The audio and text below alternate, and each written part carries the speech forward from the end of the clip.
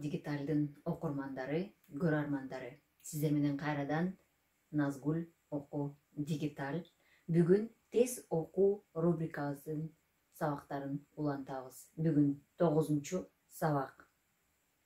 Тез окуудан тез окуу. Келгиле тез окууну кайрадан жандандыралы. Китеп окууну сүйүүчүлөр үчүн жакшы мүмкүнчүлүктөр түзүлүп, жаңы методдор менен, жаңы ыкмалар менен тез окуй баштайбыз. Окууга кызыгуубузду арттырабыз. Бүгүнкү сабактын мазмуну. Мен азыр бул жерден кичинеден көргөзүп беремин, андан кийин өз алдынча сабакты өтөсүздөр, көнүгүүлөрдү өз алдынча жасайсыздар. Бул Шульте таблицасы. Шульте таблицасынын жардамы менен биз мээбиздин өрчүшү жана активдештирүүсүнө кам көрөбүз, же болбосо көмөктөшөт. Муну билесиздер, мурунку сабактардан түшүндүрүп айтып кеткен болчумун.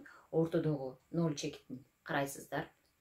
Анан көздүн кыйыгы менен сандарды, бул жакта көрсөтүлгөн сандарды ээрчип издей баштайсыздар. Муну сиздерге мындай даярдап койгон болчумун. Деп жыла баштайт сандар. Сиздер сандарды таап чыгасыздар. Сандарды таап бүткөндөн кийин кийинки көнүгүү. Бул текст атайын тескери коюлган. Неге тескери коюп койгон деп ойлобоңуздар? Бул атайын ушундай коюлган. Бул жакта кайрадан эле мээбизди активдештирип, чаржайып болгон ойлорубузду чогултуп, биз китепти окуйун деп эле отура калган учурда эле эмнегедир мээбизге эч нерсе кирбей, ойлор башка жака кетип ушундайбыз. Ошол учурда ушундай Шульте таблицасы же мындай көнүгүүлөрдү 1-2 минутта аз убакыттын ичинде даярдап жасап алып туруп окууга киришесиз. Бул текстти окуганга аракет кылыңыз.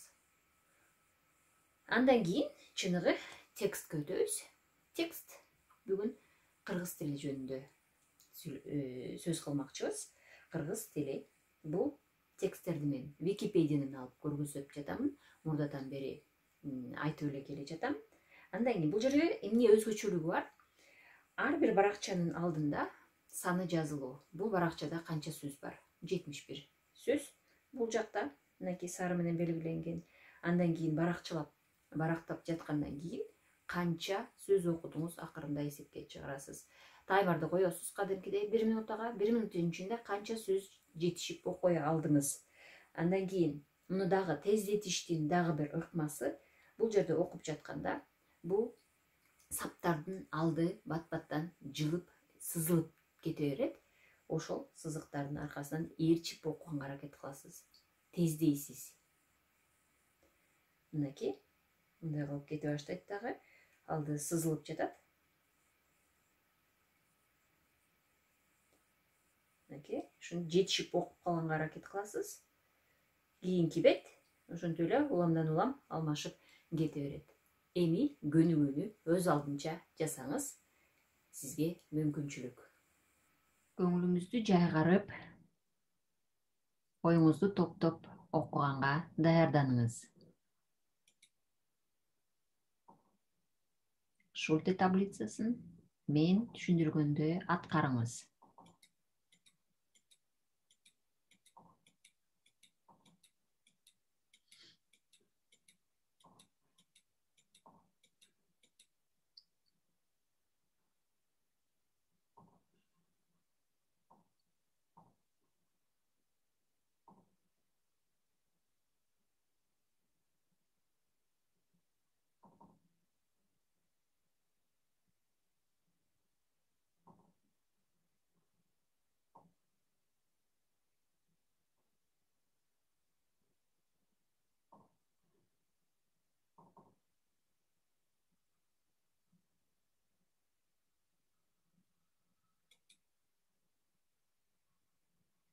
Текстти окуй баштайбыз.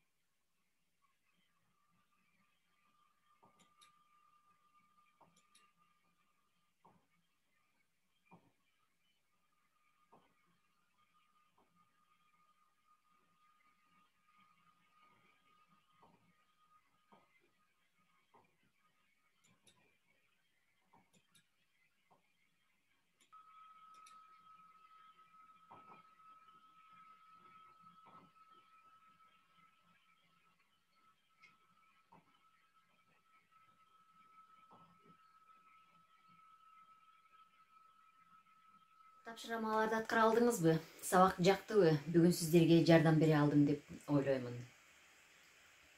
Жактырсаңыздар, анда алдында оюңузду комментарийде бөлүшүңүз. Текстти акырына чыкпай калдыңызбы? Же дагы кызыгып бул жөнүндө маалымат алгыңыз келсе, Википедиядан алынган шилтемени алдында комментарийде көргөзүп коёмун. Ошол жерге кирип, шилтеме менен кенен кесири кыргыз тили жөнүндө маалымат ала аласыз. Бүгүнкү сабагыбыз жакса, бөлүшкөндү унутпаңыз, абонент болуңуз, лайк басканды унутпаңыз. Эмки көрүшкөнчө сак саламатта туруңуздар.